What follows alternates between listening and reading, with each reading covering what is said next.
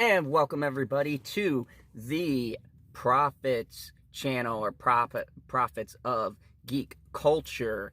You know what it is. This is General Zod, and today I'm shooting my first video officially for this channel. Definitely shout out to everybody on here. Mr. Perp Minded, Stevie J, Cybernetic Husky, Pop Culture PB. This is our channel for giving you informed, unbiased, and with a grain of salt news. Today I'm here to talk with you guys about Gotham High. As the person from the comics end of this, I will be posting reviews on this channel about some comic news and information. So let's get started into this ridiculousness. There's been a lot of buzz. There's been a lot of people talking about this comic negatively, using this as a way that maybe DC is going to go the route that Marvel's going. They're going to become SJW, shilltastic, whatever slang you want to use towards them. And I'm going to take a different approach and just review this from a perspective of what I think of the book and not necessarily all of the news surrounding it. So this comic book is very interesting. First off, the DC universe has what they call a lot of Elseworld type stories that take place within the DC universe but may not be considered canon. I would consider this a sort of side story, an Elseworld story, that kind of a thing. So what do I think of the book itself? The drawing style is that of a new kind of art form, and I might have some pictures going that I've pulled from images so that you can see what I'm talking about. But how do I feel about it as a book overall? This is a graphic novel, so it's a different feel than a normal comic book. The drawing type I'm not wildly crazy about, just from an aesthetics point. Really not feeling the aesthetic feel of the book. But overall, to the story. So the story is that Batman is essentially in high school. He's been kicked out of boarding school, and he comes to the Gotham Academy, Gotham High, whatever you want to call it. And there he meets the class clown, the Joker. They took that to a very literal sense. And it is a love triangle between Joker and Batman for Selina Kyle. Now, what do I think of this all? I think this is a interesting take on those. I believe the comparisons I've heard is Riverdale. If you guys haven't seen that, Riverdale is the dramatization of the Archie comics, where it takes Archie and puts them in like a high school kind of setting. And Archie and Jughead battle it out. They're kind of rivals. It's a different spin on the characters. And that's what I look at Gotham High as. I look at it as kind of a spin-off version of the characters. Now, does it work for me? We can go into characters and say that Selina has no interest and or nothing that really attracts her to Joker. But kind of putting what Joker's character is into a bad boy kind of thing. I don't really know how I feel about that. I think it's a different kind of take. I don't think that this comic book, though, in any way really breaks canon or breaks source, except for trying a different type of formula.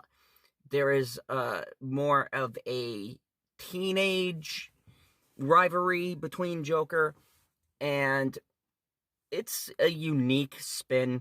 There's been a lot of different things done with Joker and Batman's relationship. There was a great comic called The White Knight, where Bruce Wayne was the bad guy and Joker was the good guy. That, to me, is probably one of the greatest recent DC tales told. This, for me, kind of hits a kind of a thing. I think the artwork is very vibrant and bright. I'm not a fan of this new art style that DC has been going in. White Knight used it.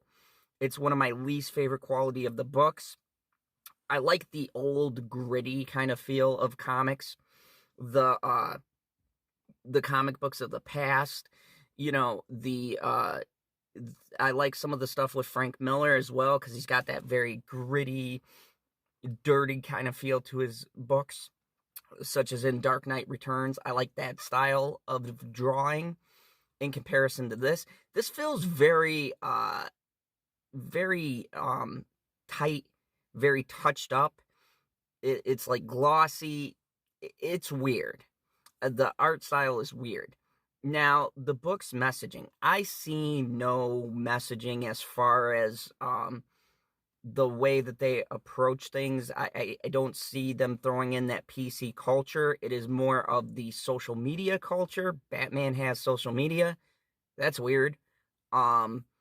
There's references to Twitter and things like that, and it's a modernized take to Batman. Overall, what do I think? I think that people are bored, and a lot of people are covering this just because there is no other news to cover. The story itself is intriguing. Is it something I go out of my way to purchase via online or via the comic book shop? No, I don't think this is the thing that brings people back into comic books. But I personally don't see this as an offense to the characters. What Marvel is doing to the New Warriors, that is a change within the characters' dynamics themselves, that team. It's a little bit different, and it is very clearly agenda-driven. This, I feel like, is just DC doing a different spin on their characters. Now, whether you like it or hate it is going to depend on whether or not you're into that whole... it's like a lot like one of my favorite shows on television was Gossip Girls. I think it's a lot like that with the Batman characters. There's a lot of school drama as opposed to fighting drama. And that could be intriguing in itself. I think it's targeted for a teenage audience, but how it plays with the teenagers, I don't know. I don't see a lot of teenagers reading comic books, so it's a weird play for DC. I think DC is trying to do something to counter Marvel's announcement, as they do. They're a very reactionary company.